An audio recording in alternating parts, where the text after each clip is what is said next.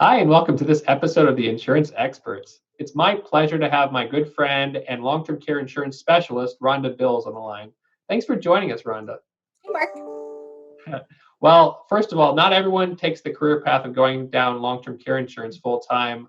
I want to hear a little bit about your journey. How did you become a long term care insurance specialist? When I first started out working for a company called Marsh McLennan, and they were a national TPA, third party administrator, and we were servicing National Association members in all 50 states. And so we were licensed and we were helping our members explain what happens when they come off of Champus and go on to TRICARE, the military insurance. And now they're turning 65 and coming off of that, going on to Medicare. And then we did some cancer policies, disability policies. And then we slowly got into more and more inquiries about long-term care planning. And as I started explaining these benefits to these members, it just dawned on me that as a daughter of a mother who worked at the VA nursing home in our state, this was the same stuff that I grew up with: nursing shortages, quality care, how to pay for my care, assets, that sort of storylines that we kept growing up hearing about. Very cool. So you kind of had a personal connection to it, and that's why it resonated for you. And then how long ago did you begin doing this full time as a long term care specialist? So I started out in 1996 with Marsh McLennan, and I worked there 6 years. And then I left corporate America and went out and started my own company. Oh, very cool. So you've been doing this independently for almost 20 years now, it sounds like. Correct. Okay. So if you had to guess, I don't want to put you on the spot. If you had to guess how many people you've actually helped over the years, what would you say that number is? I have probably about 1,300 clients. Wow. Wow. That's a lot of families you've helped out there. Um, Uh, Yeah. And my motto is just save one family at a time. That's all I can do. that's cool. So I want to talk about, obviously, this long-term care is a lot about protecting your family. But you kind of had a unique situation with a client that actually didn't have kids, but they were interested in long-term care planning. Tell us a little bit about their backstory. Yes, I met this couple and they are retired. They're in their late 60s and 69, 71, husband and wife team. Husband was a retired dentist. They did not have any children, and they were currently taking care of the husband's mother. Mom lived in her own home, but she really did not want to go to a facility. So they had three of them every week. They took turns religiously. So the son would spend 2 days at mom's overnight during the day to make sure mom had 24-hour supervision. He would come home, and then his wife would go for 2 days, 24 hours to spend overnight with them. And then his sister would take a turn. So every week they each had their rotating shift to make sure mom was cared for at home and was not left alone unsupervised. And that became their starting point to realizing, oh my gosh, we don't have children to help us if this happens to us.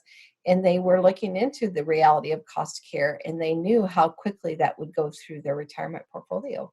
Right. And, you can picture they're maybe in their 60s taking care of their parents, which have, longevity. It's good that they've lived long lives, but of course, this becomes more of a need.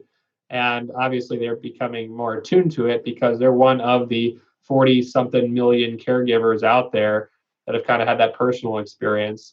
So when they approached you, what were they interested in terms of their plan, and what was a good fit for them? This was a very astute couple, very educated. She'd done a lot of her homework ahead of time. So she knew that she wanted a product that did not have any premium increases. She Mhm. had read about it. She knew that's not what she wanted. She wanted a product that was guaranteed. The premiums were guaranteed. She knew she wanted an unlimited policy that never ever stopped or had capped benefits. Mhm. And then as we started talking, I we discussed the options of pay as you go or doing a single premium. And I asked her about where her monies would come from in the event that she needed care.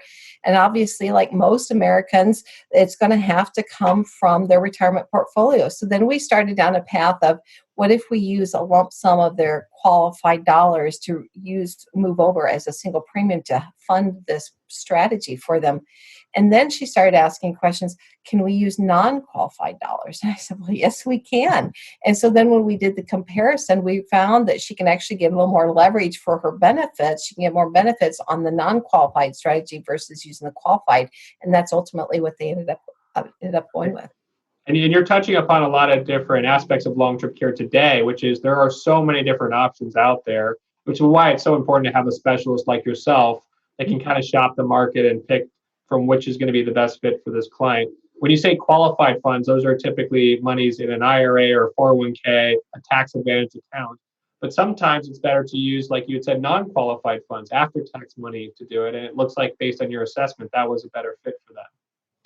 It was for them, and it's not always, not everybody has $150,000, $160,000 cash, non-qualified dollars sitting around there. So sometimes we have to use those qualified, because in the event that they needed long-term care, the only place they had the majority of their assets are typically in a qualified account. So it makes sense to leverage some of that dollar, spread out that tax deduction strategy along the way, and still pay for their long-term care strategy and have it paid out tax-free.